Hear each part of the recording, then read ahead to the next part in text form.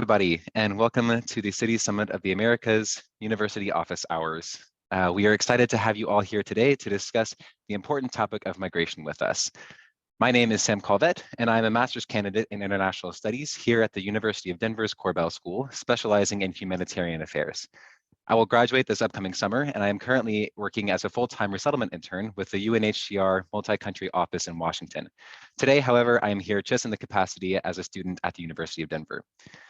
As we begin our conversation today, I will start by acknowledging the longstanding presence of Indigenous people on the land that the university and the greater city of Denver are located on. This land is held in stewardship by the Cheyenne and Arapaho nations, and we recognize the descendant communities of the Northern Cheyenne of Montana, the Northern Arapaho of Wyoming, and the Southern Cheyenne and Arapaho of Oklahoma. These communities were forcibly removed from their native lands, and we acknowledge the Southern Ute and Mountain Ute nations here in Colorado. We wish to pay respect to their elders, both past and present. Today, we begin the fourth conversation of our education series, City Summit of the Americas University Office Hours. So far, this series, in partnership with the U.S. Department of State, has held events on Subnational Diplomacy 101, Climate Change Mitigation and Adaptation, and Cultural Preservation and Economic Development. We have enjoyed these discussions, and recordings of all of our University Office Hours events are now available on the City Summit of the Americas website. So what is the City Summit of the Americas? This April, the U.S. Department of State and the City of Denver, Colorado, will host leaders from across the Western Hemisphere at the inaugural Cities Summit, convening subnational government officials, civil society members, business representatives, youth, and more. The City Summit will promote regional cooperation and community partnerships across communities big and small throughout the Americas. At the same time, the U.S. Department of State and the City of Denver will host the City Summit of the Americas for Youth. Today, we have Manuel Aragon, Operations Director of the Biennial of the Americas, with us to introduce the Youth Summit. Manuel? Thank you for having me, Sam, and thank you to the University of Denver and the State Department. I can give a brief overview of the City Summit of the Americas for Youth. April 27th and 28th, 2023, at the McNichols Building, located here in downtown Denver, we'll be hosting the City Summit of the Americas for Youth. First off, I'm going to talk a little bit about the youth name to that. We're using the term youth in the way that it's defined in Latin America. So it's ages 18 through 39. Typically in the States, when we think of youth summits, we tend to think of the under 18 group. But this summit is aimed at young professionals here in the US, the Caribbean, Canada, and Latin America.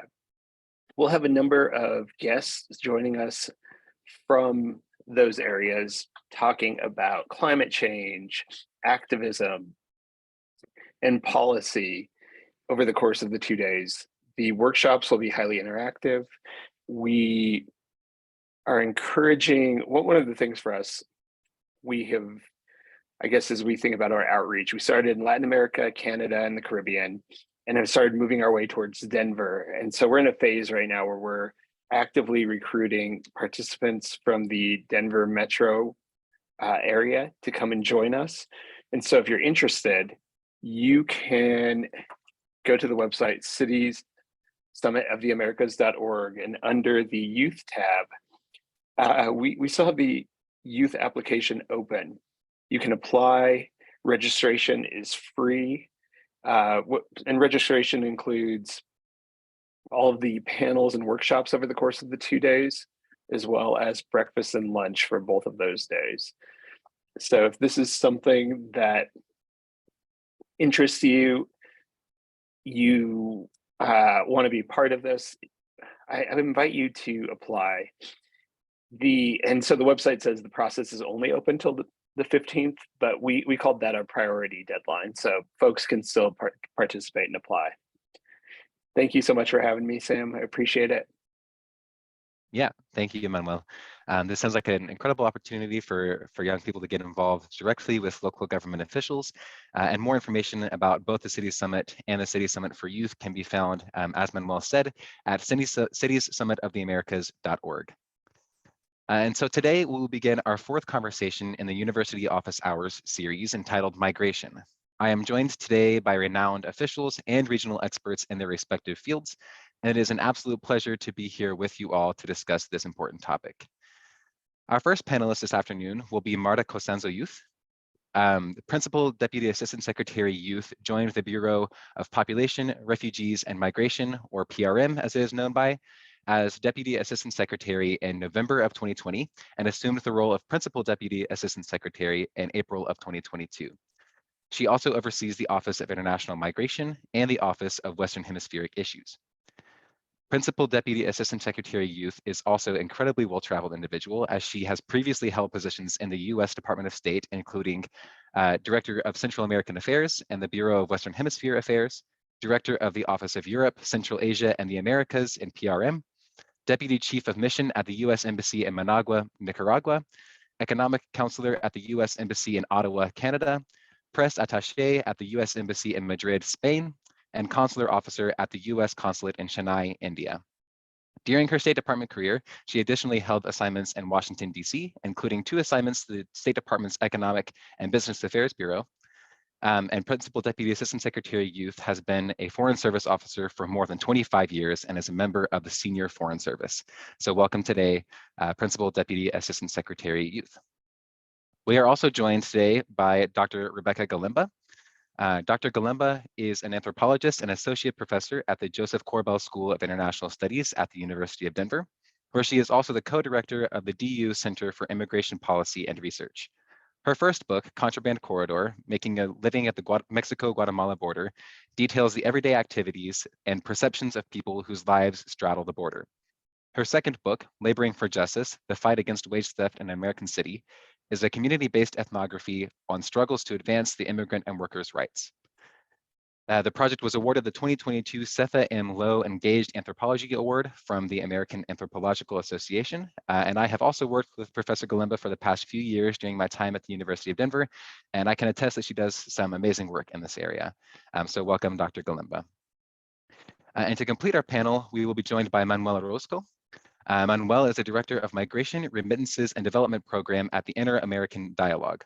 He also leads the Working Group on Nicaragua, formed in 2018 to promote communication and engagement between the international community, democratic civic leaders, and the Nicaraguan government. Manuel founded the Center for Migration and Economic Stabilization at Creative Associates International, and he is currently a fellow for the Institute for the Study of International Migration at Georgetown University. Manuel is additionally the Central American Chair at the U.S. Foreign Service Institute within the U.S. Department of State.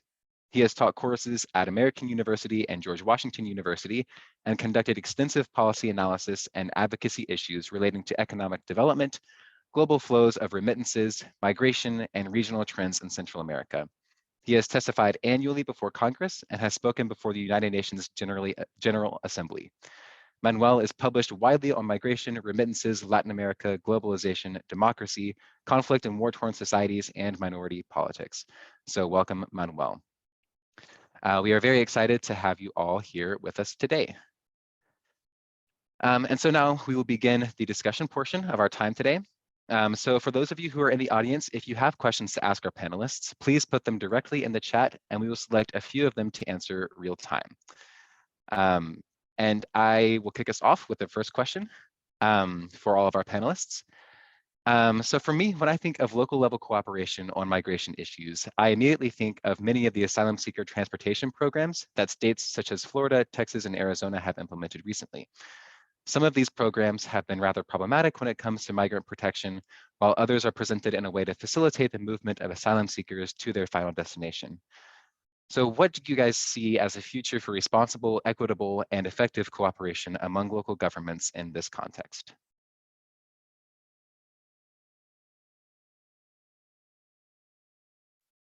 And maybe we can start with Dr. Galimba to kick us off. Sure. I'm also looking to see where the other panelists are present. I think we had a few technological issues. Thank you again, Sam, so much for the great introduction and for the City Summit, for inviting me here and everyone for attending this event. So, some of the things that Sam was talking about, these kind of early kind of efforts were in many cases political stunts, right? But I also think they allude to a larger problem where we have some cities, and particularly along the border. I mean, we We hear a lot about, cities within the interior like Denver, also struggling to get resources to new arrivals. But it's important to note that cities along the border have obviously been bearing much more responsibility for this and for some time.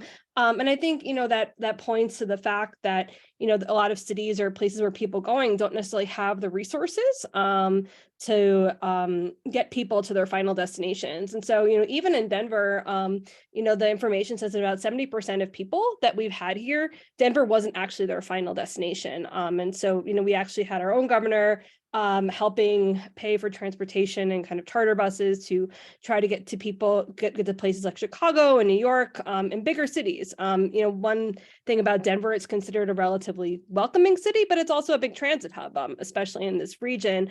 And then that encountered some pushback from authorities in Chicago and New York. And, this wasn't meant to try to kind of just deflect people. I think it was really sort of an honest attempt to try to get people where they were going. But I think this points to a larger issue that, a lot of cities have taken it upon themselves to try to assist people, some cities more than others, and that burden isn't necessarily evenly shared. And I'll let some of my colleagues talk, but there's been some recent proposals to, especially with the spending bill, that cities can now apply for some more funds from the federal government. And so to assist with these efforts. So I'm also curious what my colleagues have to say about this as well.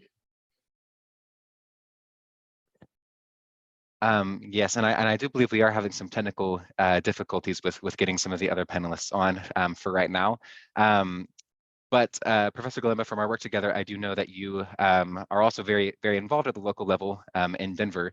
And so with this being the University Office Hours event, one of the questions that we also have on our minds is how can governments and academia and the private sector work together to address the local impacts or consequences of migration?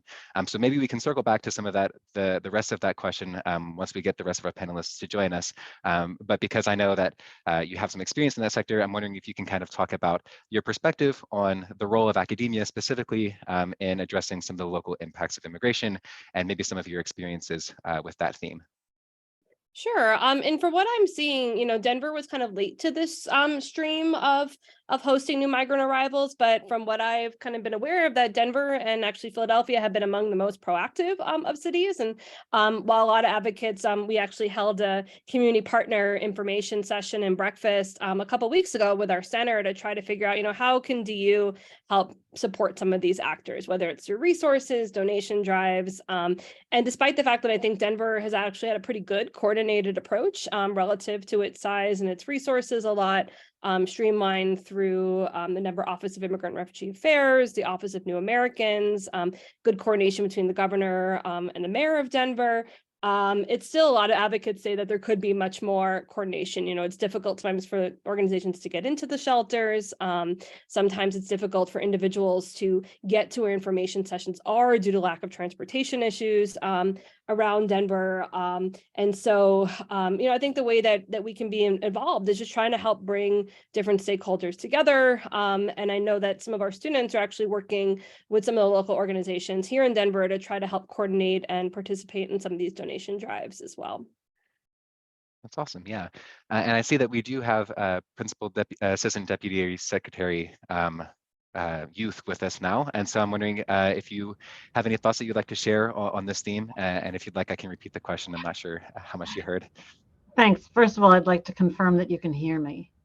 Yes, we can hear you. And you can see me, which is great. And my name is correct. So now it's like the trifecta. So appreciate your patience. I haven't had this kind of fighting to get onto a system in a long time. So yeah, I would appreciate a repetition of the question as I was frantically fighting with technology while you were speaking. Apologies. For sure, no problem. So the first question is kind of in relation to some of the migrant transportation programs that we've seen from states like Florida, Texas, and Arizona. What do you see as responsible, equitable, and effective local level cooperation kind of in that context moving forward? Thanks. And even as I was being frantic, I was listening to Rebecca's response, and I think I caught most of it. But one of the things I will hang on to is, she had mentioned how different that there are more resources coming online, and that state and local authorities can apply for. So, this is a kind of complicated question about this transportation, because there are different authorities and different jurisdictions involved here, right? So and asylum, and these are asylum seekers who are coming in, and they are an asylum seeker transportation is either managed at the state level or by the Department of Homeland Security. And I think that's where the resources that Rebecca was speaking to are originating. But the State Department, we manage refugees and those who enter the United States through refugee processing and resettlement programs. So that's a kind of people entering in different, completely different category. And then there's the Department of Health and Human Services that has an Office of Refugee Resettlement that provides additional benefits and initial benefits to refugees who have arrived during the resettlement process. So that said, the Department of State, the Bureau of Population and Refugees, which the sign behind me is where I work, we provide protection for irregular migrants and refugees globally around the world. But when they are before those who are not within the United States, we are an overseas agency in that sense. And sometimes our programs do provide transportation to shelters for vulnerable migrants outside of the United States. We also provide transportation for assisted voluntary return. So sometimes people along the migratory route have kind of changed their minds and want to go home, but have depleted their resources. And so we fund programs that allow, that provide transportation so people can get back home in a safe and efficient way, rather than kind of repeat the journey going backwards. Sure. Yeah. Thank you for that addition. And then Professor Galemba, do you have anything else that you'd like to add before we move to our next question? I think those distinctions are very helpful, and welcome, Marta.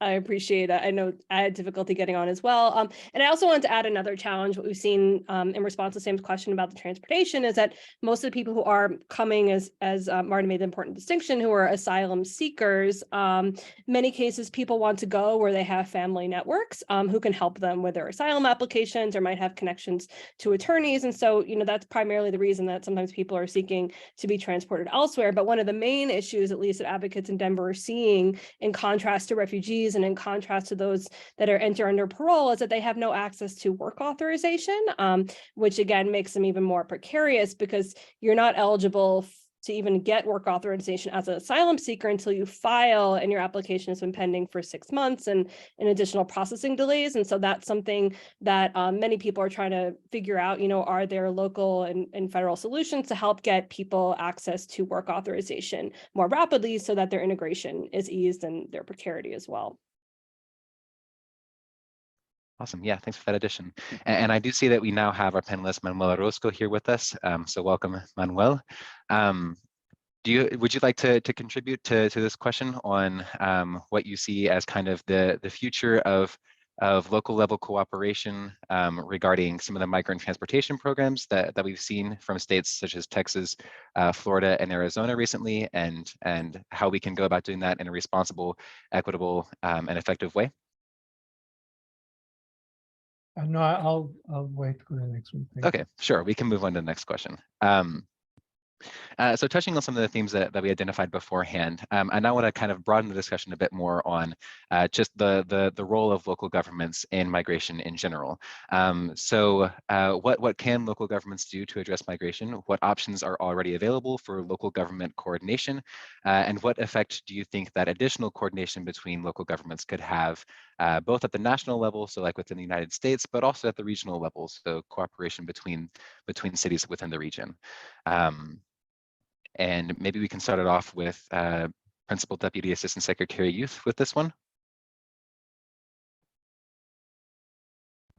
Thanks, Sam. And Sam, I'm sorry, I'm a little distracted here today. If you could just repeat again. Yeah, so just expanding on kind of what we've been discussing before. More broadly, what can local governments do to address migration, and what options are already available for local level coordination, and what effect do you think that additional coordination would have in this issue? Thanks, Sam. And so I would say,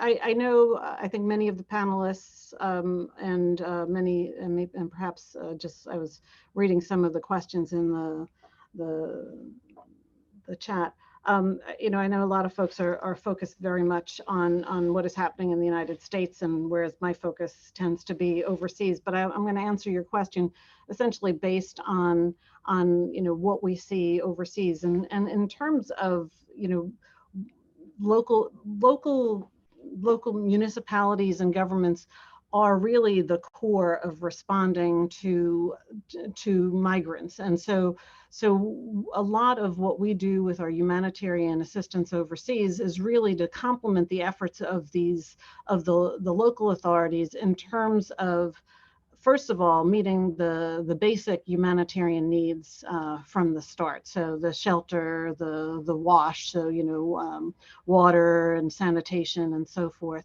But also, we also help to build the capacity of these local governments in terms of how to have a coordinated approach, so that all of the various agencies that work on kind of providing that safety net for migrants and people on the move and vulnerable people, so that all of those different entities are talking to each other. Because really, I mean, cities, are really essentially the recipients, right? And so at the federal level, there's just not kind of that same kind of direct contact. And so we do work at the federal level with a lot of governments as well to make sure they kind of understand. And sometimes, we have this strange role. We are like a convening authority within a country. We bring, municipal authorities together with, kind of at the state or regional level and the federal level, bringing them all together so that all of those pieces work together.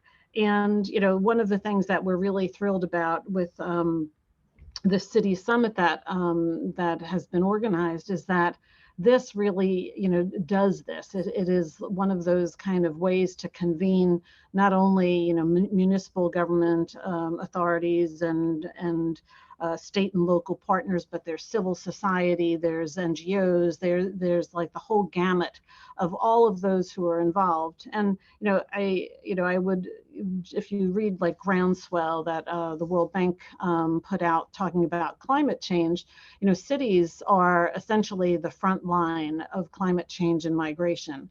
And by 2050, really there is going to be a massive movement of people who are displaced by climate, who kind of move into cities. So really working with cities to make sure that cities have all of the tools available and are well placed to respond to that kind of movement of new people is really, really important. So a lot of the work that we do and our partners do, we fund international organizations as well as NGOs to really help kind of build those synergies between all of the various players who are there to respond. So I know it's not US focused, but we're really thrilled that we're going to be having this city summit, because it will bring our own cities and give them the opportunity to kind of exchange best practices and understandings with cities from all over the hemisphere. Yes, no, definitely. And thank you for bringing that more regional perspective as well to the conversation, because that's also a very important element of it. Manuel Orozco, do you have anything else that you'd like to add on this? I mean, it's definitely terribly important to look into migrants and cities, not only within the United States. It's just the phenomenon of migration in the past 10 years has diversified territorially across different cities. And yes, the United States is still a major destination. And I think the baseline is, independently of what type of migrant we're dealing with, there are two stages of migration in general: incorporation and integration. One, it's more complex than the other one, most migrants don't get to be fully integrated into the polity. So we're dealing with incorporation. And here you basically have a checklist of 6 items. 1 is legal status, 2 is economic vulnerability, 3 is social inclusion, 4 is access to public services, 5 is partnering with the members of the society in the host environment that you are in, and 6 is transnational engagement. So when you're looking at cities, of course, legal status is not about providing them with a regularized framework, because that in the case of the United States is within the realm of the federal state. However, there are things that, there are lots of lessons that we can learn from different cities, Los Angeles, here in Washington, D.C. and other places where in lieu of legal status, you provide certain status to migrants. For example, validating driver's license. It's one. Other ones have to do with access to public services such as healthcare to a very small level, but depends on what city you look at. There are some opportunities there. I think the most important one that cities, local governments can play, it's on economic vulnerability, because in the context of the United States, 1/3 of the female labor force in particular is working in domestic work. These are people whose labor rights are practically not protected.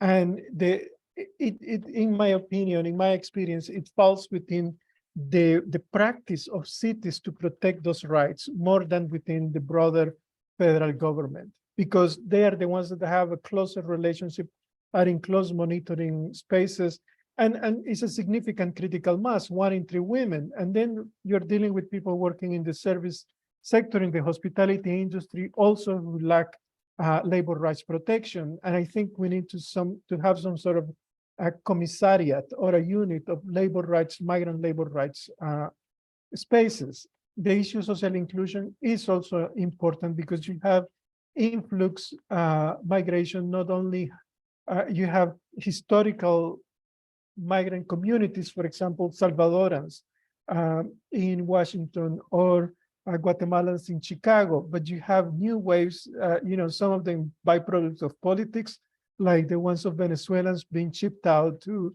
different places, to different states, and you need solidarity as part of the political culture to be activated, to be more inclusive of these individuals. But you cannot have social inclusion without a policy mandate, and cities play an important role.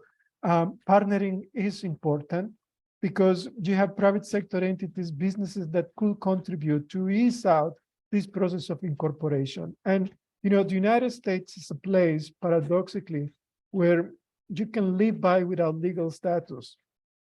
Today migrants can buy a house, get a mortgage loan. Yes, it's at a much higher interest rate. And the principal, the amount that you are asked to put in is 20% the value of the home. But before, you didn't have that. So there is an important partnership of institutions that can play a role. For example, credit unions. They are taking a more conscious role in catering to migrant communities who could benefit from more affordable mortgage loans. And then you have transnational engagement. Migrants have a set of demands that link up with their home country. Nostalgic trade, sending money home, for example, telecommunications are critically important aspects of migrants' day-to-day life. And so the role of cities is to ensure that there is basically some sort of protection to these communities within the broader landscape. Of course, it's a polarizing issue in the United States, but it's one that can be dealt with reasonably within, a minimum threshold of criteria for incorporation of these communities. Yes, awesome. Thank you for that. Those comments. We also had an audience question as well, which is how can cities, both domestic and international, accommodate migrants while balancing the needs of their current residents? So we've heard from Principal Deputy Assistant Secretary Youth on kind of the regional level framework. We've heard from Manuel Orozco about some of the policy frameworks that he's seen available for local governments. Professor Galimba, I'm wondering if we can continue kind of that thread of conversation and talk maybe about some of the specific things that you've seen in Denver and in the state of Colorado that pertain to this question, and then we can maybe circle back to another panelist for additional comment. So Dr. Galimba. Sure, I'll briefly mention the local context, but then also expand this out to the federal one in the US as well, is that, the authorities, primarily, the governor and the mayor of Denver, they were able to issue an emergency declaration, which definitely freed up some resources as well as policies around administrative leave so that people could volunteer or even help in the shelters. And also we've seen a lot of partnerships, not just between city resources and state resources, but also with local foundations, really supporting local nonprofits that already have the expertise, which I think is very important. Private sector and private donations, and as Marty Youth was saying, also now the ability to get reimbursed, which we'll hopefully now be seeing from the federal level. But I think, this points to a real conundrum, right? The fact that cities have uneven resources, are they just going to keep shuttling people around? And I think, the things to consider, I saw one of the questions is one, yes, stresses that cities are facing regardless, as well as I think, there's two things that we're not talking about. One is the impending end of Title 42 and how what the federal government does on immigration necessarily is going to impact what cities are going to experience, right? This isn't just a one-time thing, but many people assisting migrants have been calling for some kind of more national coordination on this for months, not just recently. And the other is, and I saw this in the questions too, about the people who've been here unauthorized for a very long time.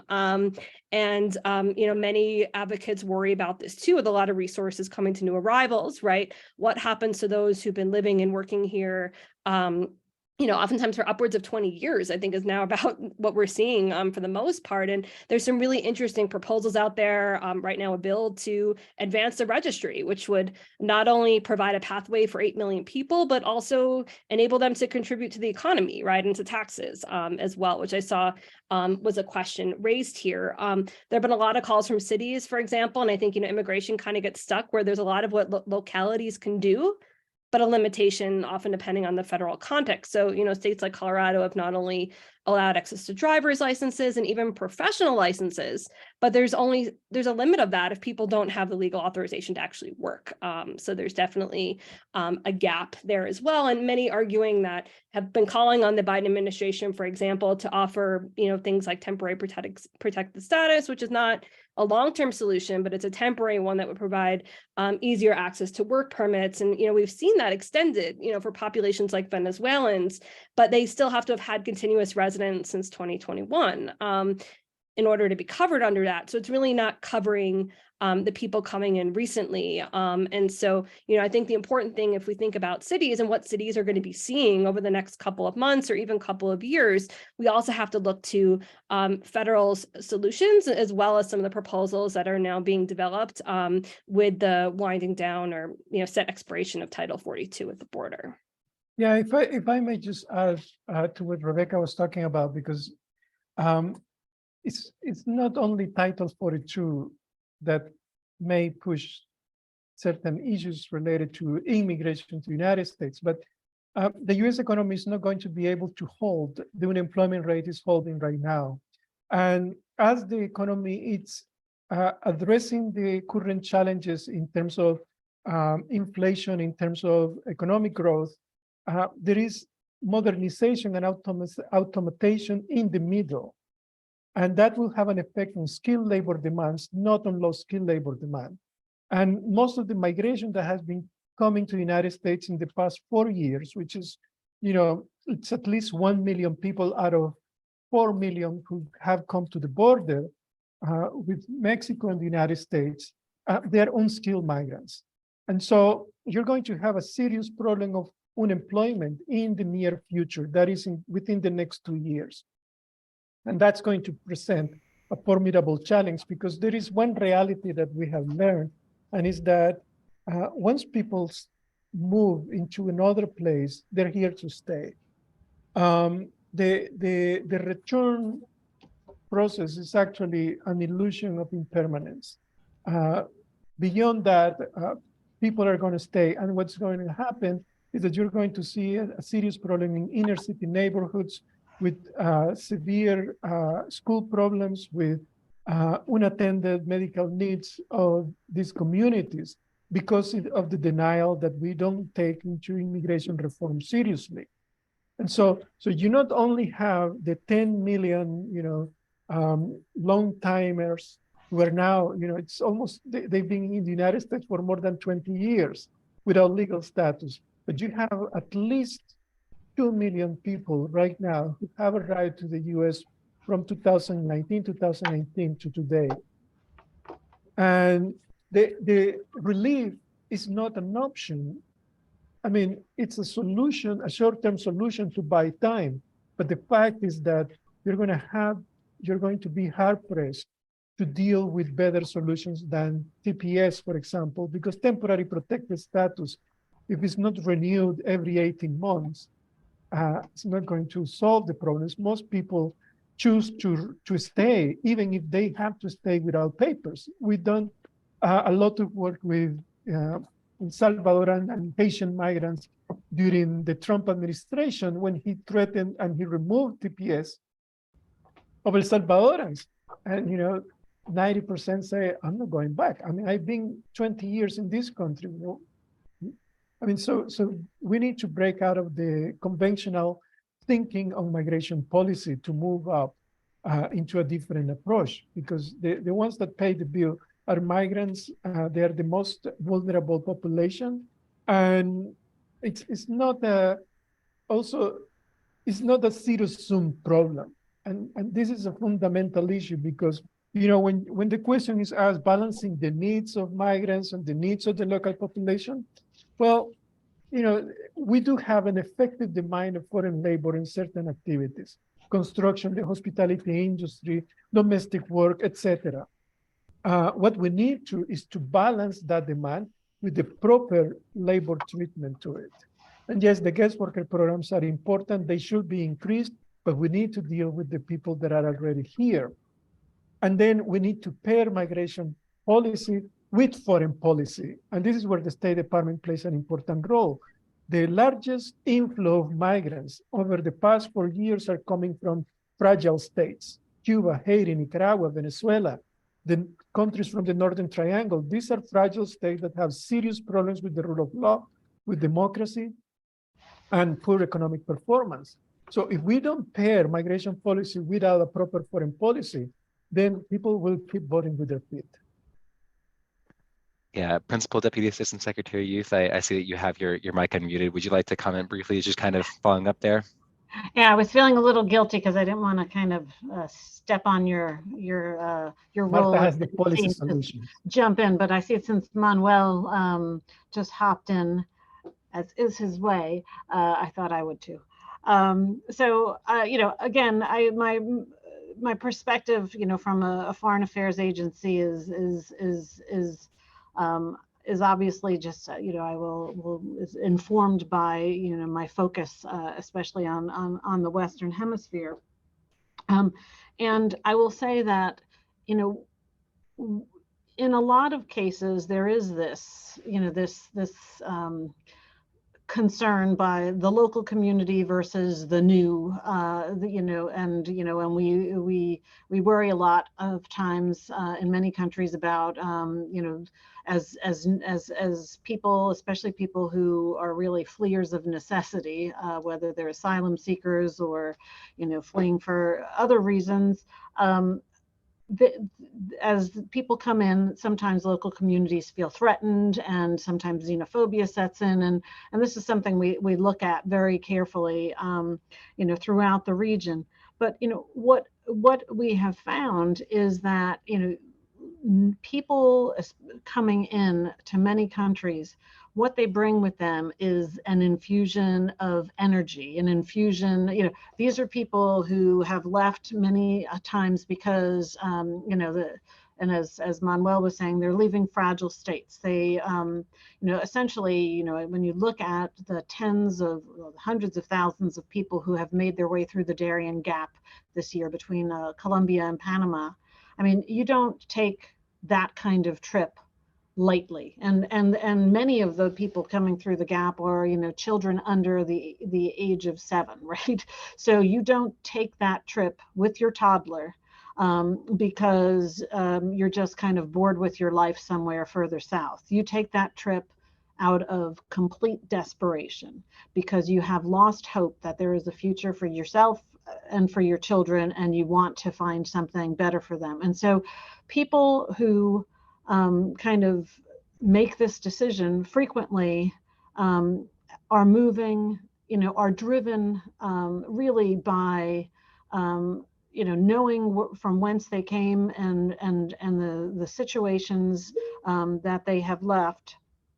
They come with a desire to achieve. And frequently when I have talked, so I've been on both sides of the Darien Gap in both Colombia and Panama, and have talked to some of these migrants, and many times the first thing they say is, I just want to give my children a chance for a future. I want to get them educated. So yes, Manuel, many times, people who are on the move may not be skilled laborers, but what they are bringing is, this desire to achieve and to have their children achieve.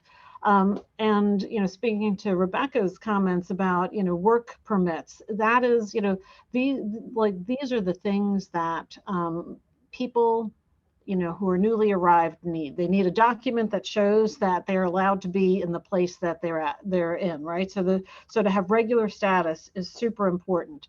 To have work permits, to have access to services, because if you're like kind of operating in the margins and you don't have access to health, and your children don't have access to education, and you're constantly looking over your shoulder, and you're working in an irregular job, which means that your protections as a worker are zilch, and so to have the ability to say, I have a work permit, I am allowed to work, and I have those legal protections is super important.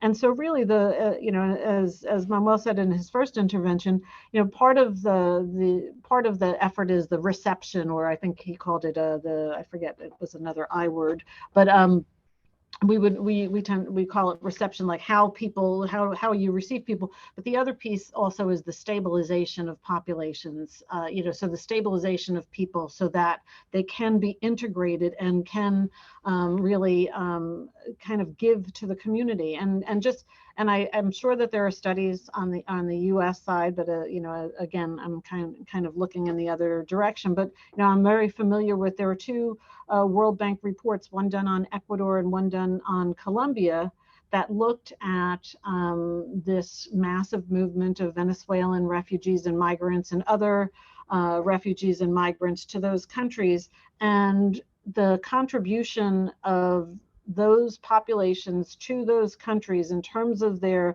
economy, as Rebecca mentioned, taxes, having them become part of the licit economy and be contributing members is really the gold standard, the thing that you want to do, because it's not kind of balancing the needs of the two. This is it is actually to the benefit and of both the newcomers as well as those who are there. And then when we do humanitarian programs in the region, and we are working to kind of help stabilize refugees and migrants who settle in certain countries, one of the things we always do is we make sure that if we are doing something like, I don't know, like upgrading the water system in a city, it's like we're upgrading the water system in the city because you've gotten a new infusion of population in the old water system, but this is a benefit to the entire population. And so we do try to make sure that programs that we do really show that the local community that there's actually benefit to accepting and encouraging the acceptance of newcomers. Awesome. Yeah, and I believe that dovetails nicely into our final question, actually for you, Principal Deputy Assistant Secretary of Youth, and that is, what is the City Summit of the Americas, and what are the intended outcomes of the summit, and who will be in attendance, and how will this topic of migration be featured in that summit? Well, finally, something that I have talking points for, so I can actually give you in a much more coherent way some of the details. So, we were in Los Angeles in June of last year, and it was for the Summit of the Americas. It was the 9th Summit of the Americas, and at that summit, President Biden selected Denver, Colorado to host the first ever Cities Summit of the Americas. And it's the week of April 24th. The Secretary of State, Tony Blinken, and Denver Mayor Michael Hancock convened mayors from around the region to lay the foundation for a successful city summit. And so we've chose the theme selected is global challenges, local solutions. So this goes to like your very first question, Sam. So the city summit is going to bring together government leaders from cities, from states, from other municipalities across the Western Hemisphere. And so there'll be stakeholders, including civil society, academia, youth, arts and culture, indigenous and underrepresented groups. And the idea is to build relationships and advance regional cooperation in a number of areas, and that includes humane regional migration management. And there's going to be 2 days of plenary sessions. There's going to be a range of local government issues. There's going to be energy and transportation and housing. The thing that I'm most excited about is there are going to be 3 migration-related sessions that are focusing on best practices, as we were just discussing, for receiving and integrating migrants and refugees at the local level. There's also going to be an innovation plaza that it's a commercial expo that showcases small, medium, and large companies that provide goods and services to help communities respond to challenges and seize opportunities. There's going to be also roundtables between mayors and stakeholders so that a wider range of stakeholders can kind of engage on some of the key issues that are facing local communities. I'm going to be hosting a roundtable that looks at the correlation between climate change, migration, and displacements, part of which I kind of mentioned a little bit at the beginning. There's also stakeholder and community programs. There will be cultural exchanges, public exhibits, and so forth. So this is really a chance to build closer relationships between cities throughout the hemisphere, and really a recognition by this administration of the importance of local communities and their capacity to really positively impact this nexus between foreign and domestic economic policy. So anyway, very excited. I haven't been to Denver in years, but I'm certainly excited to join what I think is really going to be a great event. Wonderful. Yeah, thank you. And unfortunately, that is all the time that we have today for questions. So thank you all for those and for your participation. I'm now going to turn to the panelists for any final thoughts. So maybe we'll start with Manuel Orozco. Well, thank you very much, and apologies for the late start. I think my final thoughts are that what's important to think about cities and migration is that the intersection point, the most important intersecting point, is labor market integration. And how do you do that? Whether we're talking about a city like San Jose, Costa Rica, or we're talking about Washington, D.C., or Denver, Colorado, is the type of integration you want to have. And that reflects the political will of the constituents within that city. It's not only about the national government, but how the cities really think of those people that are coming along. And again, when you think of the checklist, the 6 items that I named, economic vulnerability appears to be one of the key elements of this type of labor market integration. And within that, you have fundamental elements to consider within the cities, not only access to work, but one of the most important ones is housing. There is a serious housing problem across the Western Hemisphere when it comes to migration. The people struggle to find a good, affordable house where they can live because they appear with few jobs or are unemployed, so they have to share the space with more than one household. And that represents major problems in terms of quality of life. So those are some of the issues to think about in that intersection between migration and cities. Thank you very much. Yeah, awesome. And now Dr. Galimba. Sure. Thank you again. And I've said before, I think cities have, a crucial role to play, but I also think that we have to look to federal solutions, right? Both in terms of those who are already here, in terms of incorporation and integration, as well as looking to the ways that the kinds of policies that have been implemented, along our border, as well as right deep into Mexico. We've seen the kinds of deterrent policies over, for years, right, that is creating a lot of the issues that we're facing in cities, right? And so with Biden actually expelling fewer people and holding them for less, right, that's when we saw more people coming into cities, right? We're going to see certain, largely these are the result of bottlenecks that have been created by policies rather than really having efficient, orderly, and fair and humane ways to process people along our borders without undercutting their right to apply for asylum. We've also seen, yes, Biden raise the refugee ceiling, but difficulties often fulfilling that, right, because of a lot of the challenges we've had over the past few years, but we still see, Western Hemisphere having very low caps compared to the rest of the world. And I think we could also learn a little bit from what we've done with the parole system for Ukrainians. I think while we've implemented parole for Venezuelans, Nicaraguans, Cubans, and Haitians, they're under a cap. It's like 30,000, I think, for all those combined per month. Ukraine, we don't have a cap, right? And anyone who doesn't fit that cap, which privileges having a passport, having a sponsor, then those people have easier time getting work permits once they get here, right? And whereas all those who don't have those resources are now subject to the current expulsions. And so I think, we do have some policy tools available. What I'd like to see is, how can we, use these more creatively, because these kinds of policies, right, they're creating these sort of bottlenecks that are sometimes unevenly borne and creating, that these impacts in cities that we're going to be seeing. And there's ways that we could kind of deal with this more through federal resources, sharing between different cities to more effectively manage this towards long-term incorporation and integration. Awesome. Yeah, thank you. And then finally, Principal Deputy Assistant Secretary of Youth to close us out. Thanks. How much time do I have? Around a minute, a little over. So, oh, well, yeah, all right.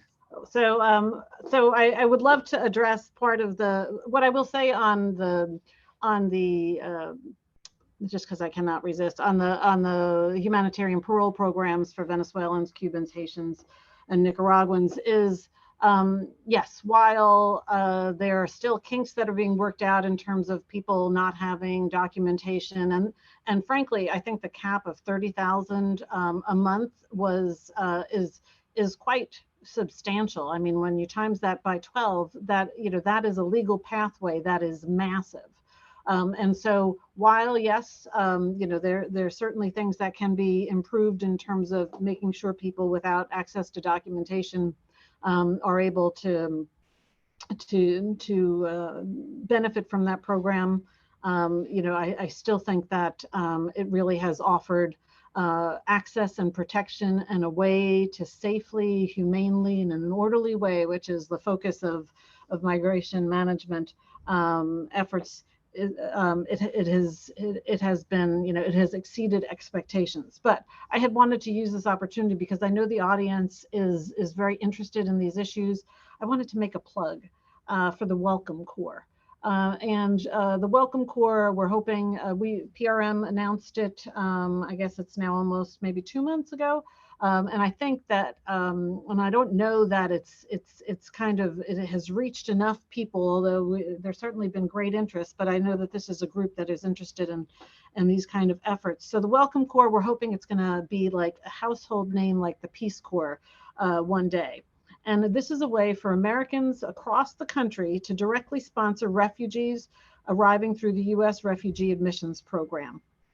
And they will be trained to provide the essential initial resettlement assistance that right now resettlement agencies are providing and will continue to provide. This is in addition now, individuals, citizens can also do this, and they help them integrate into their communities. It's the boldest innovation that we've done on refugee resettlement, and it really is the idea to harness the energy of private sponsors from all walks of life across the United States, including we're starting a second pilot with colleges and universities.